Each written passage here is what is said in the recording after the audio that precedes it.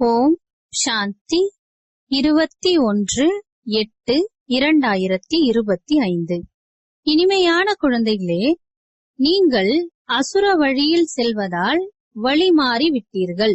இப்போது ஈஸ்வரிய வழிப்படி சென்றால் சுகதாமத்திற்கு சென்று விடுவீர்கள். கேள்வி: குழந்தைகள் தந்தை மீது எந்த நம்பிக்கை வைக்க வேண்டும், எதை வைக்கக்கூடாது? பதில்: நாம் பாபா மூலமாக தூய்மையாகி நம்முடைய வீடு மற்றும் ராஜ்யத்திற்கு செல்வோம் என பாபா மீது நம்பிக்கை வைக்க வேண்டும். குழந்தைகளே, இவர்கள் நோயாளியாக இருக்கிறார்கள், ஆசீர்வாதம் செய்யுங்கள் என்று என் மீது நம்பிக்கை வைக்க வேண்டாம் என பாபா கூறுகிறார். இங்கே இரக்கப்படுதல், ஆசீர்வாதம் செய்தல் போன்ற விஷயங்கள் கிடையாது. குழந்தைகளாகிய உங்களை பதீத்தத்திலிருந்து பரிசுத்தமாக மாற்ற நான் வந்திருக்கிறேன். இப்போது எந்த விகர்மமும் ஆகாமல் இருப்பதற்கான செயல்களை நான் கற்பிக்கிறேன். பாடல்: இன்று இல்லாவிட்டாலும் நாளை இந்த மேகங்கள் பொழியும். ஓம் சாந்தி. ஆன்மீக குழந்தைகள், பாடலை கேட்டீர்கள். இப்போது வீட்டிற்கு போக வேண்டும் என குழந்தைகள் அறிகிறீர்கள். பாபா அழைத்து செல்வதற்காக வந்திருக்கிறார். ஆத்ம உணர்வுடன் இருக்கும்போதுதான் அந்த நினைவிருக்கும். தேக உணர்வில் வந்துவிட்டால் நினைவிருக்காது. பாபா பயணியாக வந்திருக்கிறார் என குழந்தைகள் அறிகிறீர்கள். நீங்களும் பயணியாகத்தான் வந்துள்ளீர்கள். இப்போது உங்கள் வீட்டை மறந்து விட்டீர்கள். பிறகு தந்தை வீட்டை நினைவுபடுத்தியுள்ளார். மேலும் தினந்தோறும் புரிய வைக்கின்றார்.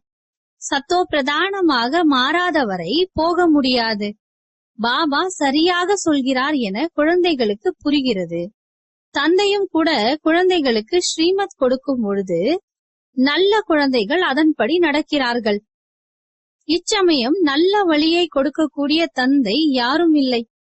ஆகவே தான் வழி மாறி இருக்கிறார்கள். ஸ்ரீமத் கொடுக்கக்கூடியவர் ஒரே ஒரு தந்தைதான். அந்த வழிப்படி கூட சில குழந்தைகள் நடப்பதில்லை. அதிசயமாக இருக்கிறது. லௌகீக தந்தையின் வழிப்படி நடக்கிறார்கள். அது அசுர வழியாகும்.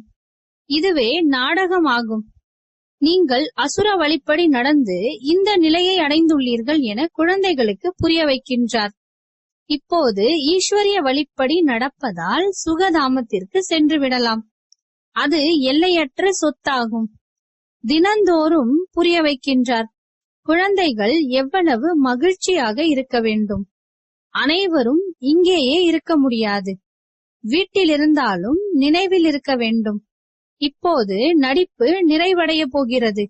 வீட்டிற்கு திரும்ப போக வேண்டும். மனிதர்கள் எவ்வளவு மறந்து விட்டார்கள்.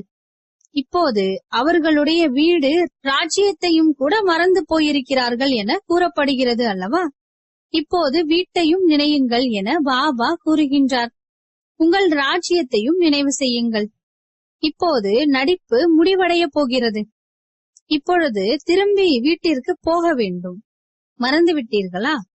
பாபா நாடகப்படி எங்களுடைய நடிப்பு இப்படித்தான், வீடு வாசலை மறந்து ஒரேடியாக அலைந்து கொண்டிருக்கிறோம் என குழந்தைகளாகிய நீங்கள் கூறலாம்.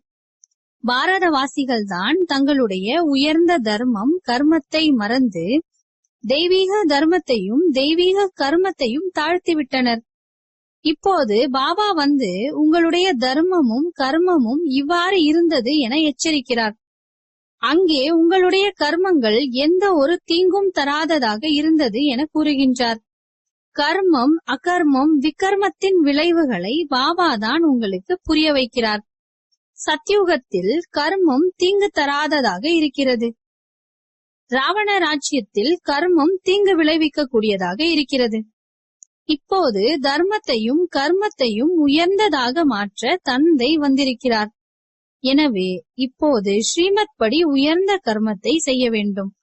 எந்த ஒரு கீழான கர்மத்தையும் செய்து யாருக்கும் துக்கம் கொடுக்க கூடாது. இது ஈஸ்வரிய குழந்தைகளுடைய வேலை கிடையாது. என்ன டைரக்ஷன் கிடைக்கிறதோ அதன்படி நடக்க வேண்டும். தெய்வீக குணங்களை தாரணை செய்ய வேண்டும். சுத்தமான உணவை எடுத்துக்கொள்ள வேண்டும். ஒருவேளை வேறு வழி இல்லை என்றால் பாபாவிடம் ஆலோசனை கேளுங்கள். வேலை செய்யும் இடங்களில் சிறிது சாப்பிட வேண்டியிருக்கிறது என பாபா புரிந்து கொள்கிறார்.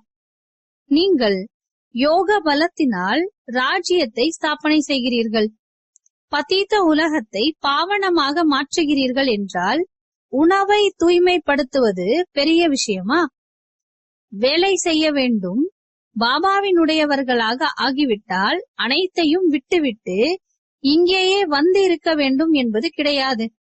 எவ்வளவு குழந்தைகள் இருக்கிறார்கள், இவ்வளவு பேரும் இங்கே இருக்க முடியாது. அனைவரும் குடும்ப விவகாரத்தில் இருக்க வேண்டும். நான் ஆத்மா, பாபா வந்திருக்கிறார், நம்மை தூய்மையாக ஆக்கி தன்னுடைய வீட்டிற்கு அழைத்து செல்கிறார். பிறகு ராஜ்யத்தில் வருவோம் என்பதை புரிந்து கொள்ள வேண்டும். இது ராவணனின் தேசமாகும். நீங்கள் நாடகப்படி முற்றிலும் அழுக்காகிவிட்டீர்கள். இப்போது நான் உங்களை எழுப்புவதற்காக வந்திருக்கிறேன். ஸ்ரீமத் படி செல்லுங்கள் என பாபா கூறுகின்றார். எவ்வளவு பின்பற்றுகிறீர்களோ அவ்வளவு உயர்ந்தவராக ஆவீர்கள். பாபா நம்மை சொர்க்கத்துக்கே அதிபதியாக மாற்றுகிறார். அவரை மறந்துவிட்டோம் என்பதை இப்போது நீங்கள் புரிந்து கொள்கிறீர்கள். இப்போது பாபா சீர்திருத்துவதற்காக வந்திருக்கிறார். நன்கு திருந்த வேண்டும் அல்லவா? மகிழ்ச்சி அடைய வேண்டும். எல்லையற்ற தந்தை கிடைத்திருக்கிறார். குழந்தைகளிடம் ஆத்மாக்களாகிய நீங்கள் உங்களுக்குள் பேசிக்கொள்வது போல உங்களிடம் பேசுகிறார். அவரும் ஆத்மாதான், பரமாத்மா. அவருக்கும் நடிப்பு இருக்கிறது. ஆத்மாக்களாகிய நீங்களும் நடிகர்களே. உயர்ந்ததிலும் உயர்ந்தவரிலிருந்து தாழ்ந்ததிலும் தாழ்ந்த நடிப்பும் இருக்கிறது. பக்தி மார்க்கத்தில் அனைத்தும் செய்வது ஈஸ்வரனே என மகிமை பாடுகிறார்கள். நோயாளிகளை சரி செய்வது என்னுடைய நடிப்பு இல்லை. தூய்மையாக மாறினால்தான் நீங்கள் வீட்டிற்கு போக முடியும், ராஜ்யத்திலும் போக முடியும். வேறு எந்த நம்பிக்கையும் வைக்காதீர்கள். இவர்கள் நோய்வாய்ப்பட்டிருக்கிறார்கள், ஆசீர்வாதம் கிடைக்கட்டும் என்பதில்லை. ஆசீர்வாதம், கிருபை போன்ற விஷயங்கள் என்னிடம் எதுவும் இல்லை. அவை வேண்டும் என்றால் சாது சந்நியாசிகளிடம் செல்லுங்கள். ஓ பதீத பாவனனே, வாருங்கள், வந்து எங்களை தூய்மையாக்குங்கள், தூய்மையான உலகத்திற்கு அழைத்து செல்லுங்கள் என நீங்கள் என்னை அழைத்தீர்கள். நான் உங்களை விஷக்கடலிலிருந்து அழைத்து செல்கிறேன். பிறகு நீங்கள் விஷக்கடலில் ஏன் மாட்டிக்கொள்கிறீர்கள் என பாபா கேட்கிறார். பக்தி மார்க்கத்தில் உங்களுடைய நிலை இப்படி ஆகிவிட்டது. ஞானம் பக்தி உங்களுக்காகவே.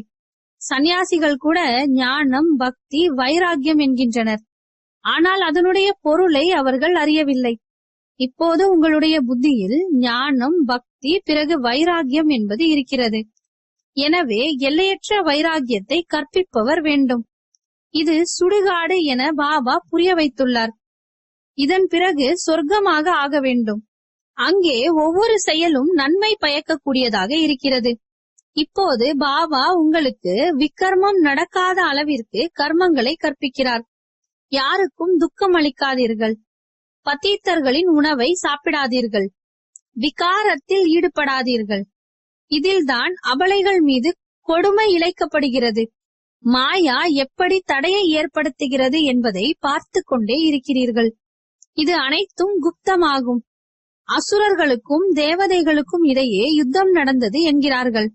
பிறகு பாண்டவர்களுக்கும் கௌரவர்களுக்கும் இடையிலும் யுத்தம் நடந்தது என்கிறார்கள். இப்போது போர் என்பது ஒன்றுதான். நான் எதிர்காலத்தில் 21 பிறவிகளுக்காக உங்களுக்கு ராஜயோகத்தை கற்பிக்கிறேன் என புரிய வைக்கிறார். இது மரண உலகமாகும். மனிதர்கள் சத்திய நாராயணனின் கதையை கேட்டு வந்துள்ளனர். எந்த நன்மையும் இல்லை. இப்போது நீங்கள் உண்மையான கீதையை கூறுகிறீர்கள். நீங்கள் உண்மையான ராமாயணத்தை கூட கூறுகிறீர்கள். ஒரு ராமர் சீதையின் விஷயம் இல்லை. இச்சமயம் முழு உலகமும் இலங்கையாக இருக்கிறது. நாலாபுறமும் தண்ணீர் இருக்கிறது அல்லவா? இது எல்லையற்ற இலங்கையாகும். இதில் ராவணனின் ராஜ்யம் இருக்கிறது. ஒரு தந்தை தான் மணவாளன், மற்ற அனைவரும் மணப்பெண்கள். இப்போது பாபா உங்களை ராவண ராஜ்யத்திலிருந்து விடுவிக்கிறார். இது சோகவனமாகும். சத்யுகம் சோகம் இல்லாத தோட்டம் என சொல்லப்படுகிறது. அங்கு துன்பம், துயரம் எதுவுமே இல்லை. இச்சமயம் துன்பமோ துன்பம் மட்டும்தான். ஒருவர் கூட சோகமற்றவர் கிடையாது.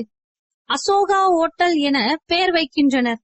இச்சமயம் முழு உலகமும் எல்லையற்ற ஹோட்டல் என புரிந்து கொள்ளுங்கள் என பாபா கூறுகின்றார். சோக ஹோட்டலாக இருக்கிறது. மனிதர்களின் உண்ணுதல் அருந்துதல் அனைத்தும் விலங்குகளைப் போல இருக்கிறது. உங்களை பாபா எங்கே அழைத்து செல்கிறார் பாருங்கள். உண்மையிலும் உண்மையான அசோகவனம் சத்தியுகத்தில் இருக்கிறது. எல்லைக்குட்பட்ட மற்றும் எல்லைக்கு அப்பாற்பட்டதின் விஷயம் பாபா தான் தெரிவிக்கிறார். குழந்தைகளாகிய உங்களுக்கு நிறைய மகிழ்ச்சி இருக்க வேண்டும். பாபா நம்மை படிக்க வைக்கிறார் என அறிகிறீர்கள். அனைவருக்கும் வழிகாட்டுதல், கண் பார்வையற்றவர்களுக்கு ஊன்றுகோலாக இருத்தல் போன்றவை நம்முடைய வேலையாகும். சித்திரங்கள் கூட உங்களிடத்தில் இருக்கிறது. இது இந்த நாடு என பள்ளிக்கூடங்களில் சித்திரங்களை வைத்து புரிய வைக்கப்படுகிறது. அதுபோல் நீங்கள் ஆத்மா சரீரம் அல்ல என்பதை புரிய வைக்கிறீர்கள். ஆத்மாக்கள் சகோதரர்கள். எவ்வளவு எளிதான விஷயங்களை கூறுகிறீர்கள். நாம் அனைவரும் சகோதரர்கள் என கூறுகிறீர்கள். நீங்கள் அனைவரும் ஆத்மாக்கள் சகோதரர்கள் அல்லவா என பாபா கூறுகின்றார். இறை தந்தை என்று சொல்கிறீர்கள் அல்லவா? ஒருவருக்கொருவர் சண்டையிட்டுக் கொள்ளக் கூடாது. சகோதரன் சகோதரி ஆகிறீர்கள். ஒரு சிவபாபாவின் குழந்தைகள் அனைவரும் சகோதரர்கள் ஆவார்கள். பிரஜாபிதா பிரம்மாவின் குழந்தைகள் சகோதரன் சகோதரிகள் ஆவீர்கள். நாம் தாத்தாவிடமிருந்து சொத்து அடைய வேண்டும். எனவே தாத்தாவை தான் நினைக்கிறார்கள். இந்த குழந்தையை பிரம்மாவை கூட நான் என்னுடையவனாக ஆக்கியிருக்கிறேன். அதாவது இவருக்குள் பிரவேசமாகியிருக்கிறேன். இந்த விஷயங்கள் அனைத்தும் இப்போது நீங்கள் புரிந்து கொள்கிறீர்கள். குழந்தைகளே, இப்போது புதிய தெய்வீக இல்லற மார்க்கம் உருவாகி கொண்டிருக்கிறது என பாபா கூறுகிறார். நீங்கள் BK அனைவரும் சிவபாபாவினுடைய வழிப்படி நடக்கிறீர்கள். பிரம்மா கூட அவருடைய சிவபாபாவினுடைய வழிப்படி நடக்கிறார். தன்னை ஆத்மா என்று உணர்ந்து தந்தையை நினைவு செய்யுங்கள். மேலும் அனைத்து உறவுகளிலிருந்தும் விடுபடுங்கள் என பாபா கூறுகிறார். 8 மணி நேரம் நினைக்க வேண்டும். மீதம் 16 மணி நேரம் ஓய்வு. வேலை போன்ற எதை செய்ய வேண்டுமோ அதை செய்யுங்கள். நான் பாபாவின் குழந்தை என்பதை மறக்காதீர்கள். இங்கேயே வந்து ஹாஸ்டலில் இருக்க வேண்டும் என்பது கிடையாது. இல்லை, இல்லறத்தில் குழந்தைகளுடன் இருக்க வேண்டும். தந்தையிடம் வருவது புத்துணர்வு அடைவதற்காகத்தான் ஆகும். மதுரா பிருந்தாவனத்தில் மதுபனின் காட்சி காண்பதற்காக செல்கின்றனர். சிறிய மாடல் அமைக்கப்பட்டிருக்கிறது. இப்போது இந்த எல்லையற்ற விஷயங்களை புரிந்து கொள்ள வேண்டும். சிவபாபா பிரம்மா மூலமாக புதிய சிருஷ்டியை படைத்துக் கொண்டிருக்கிறார். நாம் பிரஜாபிதா பிரம்மாவின் வாரிசுகள். BK விகாரங்களின் விஷயம் இருக்க முடியாது. சந்நியாசிகள் சீடர்கள் ஆகின்றனர். அவர்கள் சந்நியாச உடையை அணிந்து கொண்டால் பெயர் மாறிவிடுகிறது. இங்கே கூட நீங்கள் பாபாவின் உடையவர் ஆகிவிட்டீர்கள் என்றால் பாபா பெயர் வைத்தார் அல்லவா? எவ்வளவு பேர் பட்டியில் இருந்தனர். இந்த பட்டியை பற்றி யாருக்கும் தெரியவில்லை. சாஸ்திரங்களில் என்னென்ன எழுதப்பட்டிருக்கிறது. மீண்டும் இவ்வாறே நடக்கும். இப்போது உங்களுடைய புத்தியில் சிருஷ்டி சக்கரம் சுற்றி கொண்டு உள்ளது. தந்தை சுயதர்ஷன சக்கரதாரி அல்லவா? சிருஷ்டியின் முதல் இடைக்கடையை அறிந்துள்ளார். பாபாவிற்கு ஷரீரம் இல்லை. உங்களுக்கு ஸ்தூல ஷரீரம் இருக்கிறது. அவர் பரமாத்மா ஆவார். ஆத்மா சுயதர்ஷன சக்கரதாரி அல்லவா? இப்போது ஆத்மாவிற்கு எப்படி அலங்காரம் செய்வது புரிந்து கொள்ள வேண்டிய விஷயம் அல்லவா? இது எவ்வளவு நுணுக்கமான விஷயங்கள் ஆகும். உண்மையில் நான் சுயதர்ஷன சக்கரதாரி என பாபா கூறுகின்றார். ஆத்மாவில் அனைத்து சிருஷ்டி சக்கரத்தின் ஞானமும் வந்துவிடுகிறது என நீங்கள் அறிகிறீர்கள். பாபா கூட பரந்தாமத்தில் இருக்கக்கூடியவர். நாமும் அங்கே இருக்கக்கூடியவர்கள். குழந்தைகளே, நானும் சுயதர்ஷன சக்கரதாரி. நான் பதீத பாவனன் உங்களிடம் வந்திருக்கிறேன் என பாபா தனது அறிமுகத்தை கொடுக்கின்றார். பதீதத்திலிருந்து பரிசுத்தமாக்குங்கள், விடுவியுங்கள் என்பதற்காகவே என்னை அழைத்தீர்கள். அவருக்கு சரீரம் இல்லை. அவர் பிறப்பிறப்பிற்கு அப்பாற்பட்டவர். பிறவி எடுக்கிறார், ஆனால் தெய்வீகமானது. சிவ ஜெயந்தி அல்லது சிவராத்திரி கொண்டாடுகிறார்கள். எப்போது இரவு முடிகிறதோ அப்போது பகலாக மாற்றுவதற்காக நான் வருகிறேன் என பாபா கூறுகிறார். பகலில் 21 பிறவிகள், பிறகு இரவில் 63 பிறவிகள் என ஆத்மா தான் விதவிதமாக பிறவி எடுக்கிறது. இப்போது பகலிலிருந்து இரவிற்கு வந்துள்ளீர்கள். மீண்டும் பகலுக்கு போக வேண்டும். உங்களை சுயதர்ஷன சக்கரதாரியாக மாற்றியிருக்கிறார். இச்சமயம் என்னுடைய நடிப்பு இருக்கிறது. உங்களையும் சுயதர்ஷன சக்கரதாரியாக மாற்றுகிறேன். பிறகு நீங்கள் மற்றவர்களை மாற்றுங்கள். எப்படி 84 பிறவிகளை எடுக்கிறீர்கள், அந்த 84 பிறவி சக்கரத்தை பற்றி புரிய வைக்கப்படுகிறது. முன்பு உங்களுக்கு இந்த ஞானம் இருந்ததா? முற்றிலும் இல்லை. அஞ்ஞானியாக இருந்தீர்கள். பாபா சுயதர்ஷன சக்கரதாரி, அவருக்கு ஞானக்கடல் என்று பெயர் என முக்கிய விஷயத்தை பாபா புரிய வைக்கிறார். அவர் சத்தியமானவர், சைத்தன்யமானவர். குழந்தைகளாகிய உங்களுக்கு சொத்து கொடுத்து கொண்டிருக்கிறார். பாபா தங்களுக்குள் சண்டையிட்டுக் கொள்ளாதீர்கள் என குழந்தைகளுக்கு புரிய வைக்கின்றார். உப்பு தண்ணீர் ஆகாதீர்கள், எப்போதும் மகிழ்ச்சியாக இருக்க வேண்டும். மேலும் அனைவருக்கும் பாபாவின் அறிமுகத்தை கொடுக்க வேண்டும். பாபாவை அனைவரும் மறந்து இருக்கின்றனர். இப்போது என்னை மட்டும் நினையுங்கள் என பாபா கூறுகின்றார். நிராகார ஆத்மாக்கள் முன்பு நிராகார பகவான் கூறுகிறார், உண்மையில் நீங்கள் நிராகார், பிறகு சாக்காரி ஆகிறீர்கள். உடல் இல்லாமல் ஆத்மா எதுவும் செய்ய முடியாது. ஆத்மா உடலிலிருந்து போய்விட்டால் எந்த ஒரு அசைவும் ஏற்படாது. ஆத்மா உடனே சென்று இன்னொரு உடலில் தனது நடிப்பை நடிக்கிறது. இந்த விஷயங்களை நன்கு புரிந்து கொள்ளுங்கள். உள்ளுக்குள் சிந்தியுங்கள். ஆத்மாக்களாகிய நாம் பாபாவிடமிருந்து சொத்து அடைகிறோம். சத்யுகத்தின் சொத்து கிடைக்கிறது. நிச்சயம் பாபா பாரதத்திற்கு சொத்து அளித்திருக்கிறார். எப்போது சொத்து கொடுத்தார்? பிறகு என்ன நடந்தது? மனிதர்களுக்கு இது எதுவும் தெரியவில்லை. இப்போது பாபா அனைத்தையும் தெரிவிக்கிறார். குழந்தைகளாகிய உங்களைத்தான் சுயதர்ஷன சக்கரதாரி ஆக்கியிருக்கிறார். பிறகு நீங்கள் 84 பிறவிகளை எடுக்கிறீர்கள். மீண்டும் நான் வந்திருக்கிறேன். எவ்வளவு எளிதாக பாபா புரிய வைக்கிறார். பாபாவை நினைவு செய்யுங்கள். மேலும் இனிமையாக மாறுங்கள். குறிக்கோள் எதிரில் இருக்கிறது. பாபா வழக்கறிஞர்களுக்கெல்லாம் வழக்கறிஞராக இருக்கிறார். அனைத்து சண்டை சச்சரவுகளிலிருந்தும் விடுவிக்கிறார். குழந்தைகளாகிய உங்களுக்கு உள்ளுக்குள் நிறைய மகிழ்ச்சி இருக்க வேண்டும். நாம் பாபாவின் குழந்தைகளாகி இருக்கிறோம். பாபா சொத்து கொடுப்பதற்காக நம்மை தத்தெடுக்கிறார். இங்கே நீங்கள் சொத்து அடைவதற்காக வருகிறீர்கள். குழந்தைகளை பார்த்து கொண்டாலும் புத்தி பாபா மற்றும் ராஜ்யத்தின் பக்கம் இருக்க வேண்டும் என கூறுகிறார். படிப்பு எவ்வளவு எளிதாக இருக்கிறது. பாபா உங்களை உலகத்திற்கே அதிபதியாக்குகிறார். அவரை நீங்கள் மறந்து போகிறீர்கள். முதலில் தன்னை ஆத்மா என புரிந்து கொள்ளுங்கள். இந்த ஞானத்தை பாபா சங்கம யுகத்தில்தான் கொடுக்கிறார். ஏனென்றால் சங்கமத்தில்தான் பத்தீத்தத்திலிருந்து பாவனமாக ஆகிறீர்கள். நல்லது. இனிமையிலும் இனிமையான ஆன்மீக பிரம்மா முகவம்சாவளி பிராமண குலபூஷணர்கள், தேவதைகளை விட உயர்ந்த குலத்தவர்கள், நீங்கள் பாரதத்திற்கு மிக உயர்ந்த சேவை செய்கிறீர்கள். இப்போது மீண்டும் நீங்கள் பூஜைக்குரியவர் ஆகிவிடுவீர்கள். இப்போது பூஜாரியிலிருந்து பூஜைக்குரியவராகவும் சோழியிலிருந்து வைரமாகவும் மாற்றிக்கொண்டிருக்கிறார். இப்படிப்பட்ட ஆன்மீக குழந்தைகளுக்கு தாயும் தந்தையும் ஆகிய பாப்தாதாவின் அன்பு நினைவுகள் மற்றும் காலை வணக்கம். ஆன்மீக குழந்தைகளுக்கு ஆன்மீக தந்தையின் நமஸ்காரம். ஆன்மீக தந்தைக்கு ஆன்மீக குழந்தைகளின் அன்பு நினைவுகள் மற்றும் காலை வணக்கம், நமஸ்காரம். தாரணைக்கான முக்கிய சாரம். இப்போது ஸ்ரீமத் படி ஒவ்வொரு கர்மமும் உயர்ந்ததாக செய்ய வேண்டும். யாருக்கும் துக்கம் அளிக்க கூடாது. தெய்வீக குணங்களை கடைபிடிக்க வேண்டும். பாபாவின் கட்டளைப்படிதான் நடக்க வேண்டும். எப்போதும் மகிழ்ச்சியாக இருக்க சுயதர்ஷன சக்கரதாரி ஆக வேண்டும். ஒருபோதும் உப்பு தண்ணீர் ஆகக்கூடாது. அனைவருக்கும் பாபாவின் அறிமுகத்தை கொடுக்க வேண்டும். மிக மிக இனிமையாக மாற வேண்டும். வரதானம்: மரியாதையை கேட்டு வாங்குவதற்கு பதிலாக எல்லோருக்கும் மரியாதையை கொடுக்கக்கூடிய சதா சுயநலமற்ற யோகி ஆகுங்கள்.